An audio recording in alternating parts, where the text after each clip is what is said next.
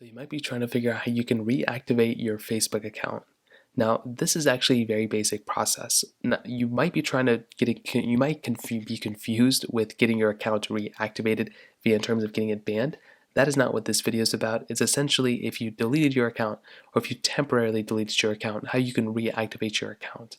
Now, if we take a look at essentially what Facebook tells you to do, they basically tell you you can reactivate your Facebook account at any time by logging back into your Facebook account or by using your Facebook account login somewhere else.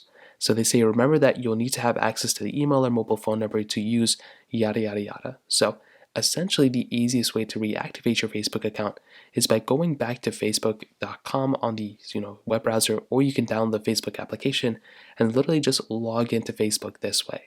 Now, once you are logged into Facebook, so as you can see, you're logged into Facebook, your account will now be activated, and that is all you're going to have to do. Now, you can also, if you don't want to download the Facebook app or something, they also recommend you that if you use the Facebook application on another application, well, you'll basically be able to go ahead and reactivate it that way. So in this case, there are some applications, like TikTok, for example, that allow you to actually log in with your Facebook account. So here it tells you continue with Facebook.